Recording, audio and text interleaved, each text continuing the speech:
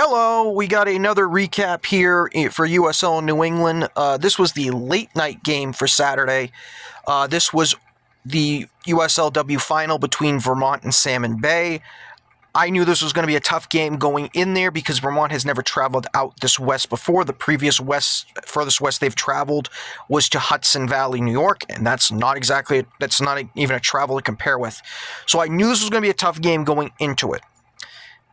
But what I was surprised when the game started was it felt like Vermont was the better team than Salmon Bay. And that was a little shocking to me because I thought Salmon Bay was going to use the crowd energy. And Vermont had chances early in this game. They were hemming Salmon Bay in their own end. Salmon Bay was having trouble when they got the ball out of their own end trying to get transition going and just get something going the other way. They were having trouble with this. And every single time they tried, Vermont would just get the ball back with their recycle, and they're coming back in again. Now, Vermont thought they scored. Emily Marr, who's been the darling for Vermont Green, thought that she had scored, but she was just offside. I do think she did jump early. I think if she was onside, I think she still would have scored. So that goal will come back to bite them later on.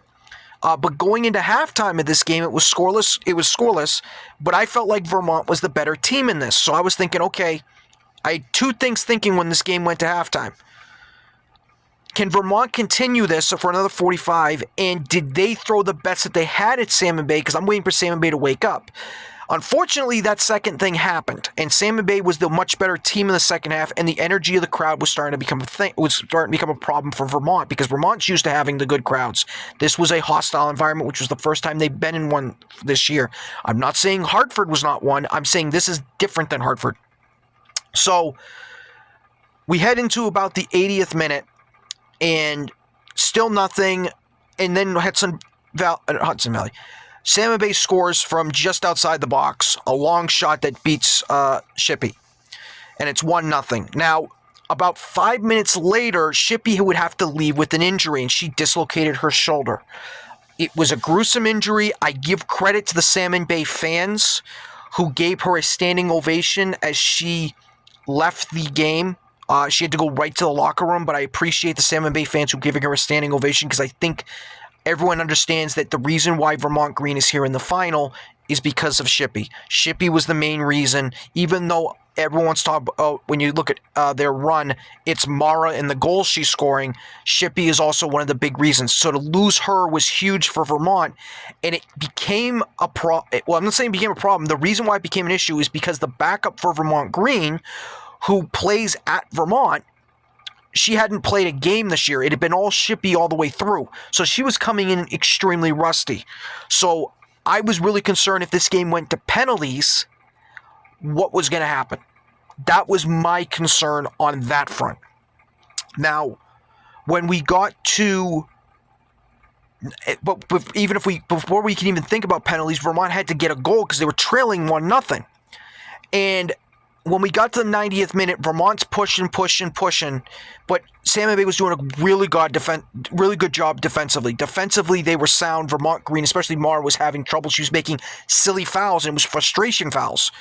But Vermont Green on a corner, which Salmon Bay fans thought it was controversial because they didn't think it should have been a corner. They thought it should have been a goal kick. But it came into the box.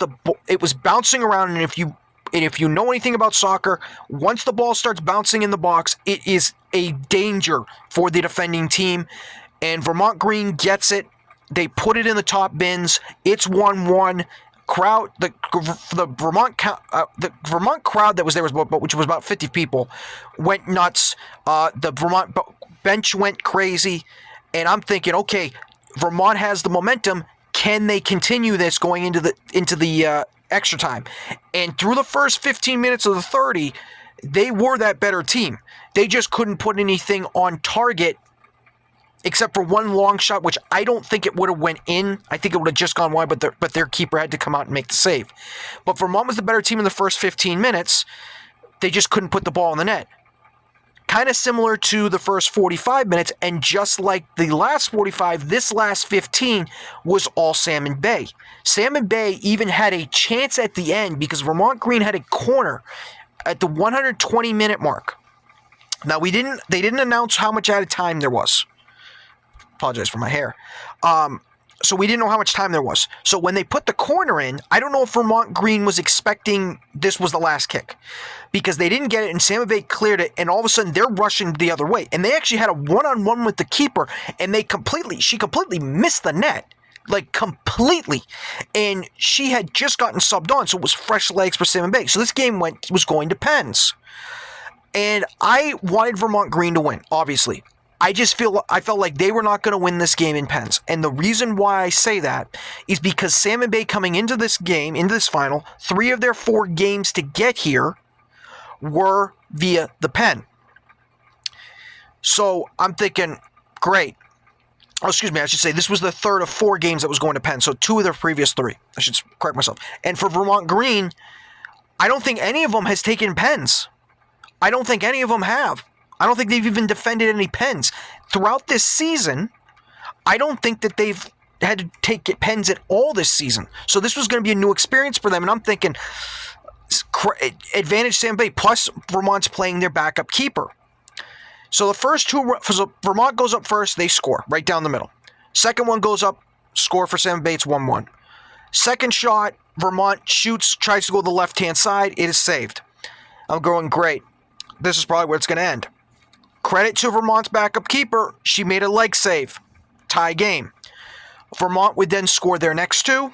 Salmon Bay would then score their next 2. So we're in round 5 where it's 3-3, and we're basically in sudden death. Vermont scores. All Vermont needs is a save.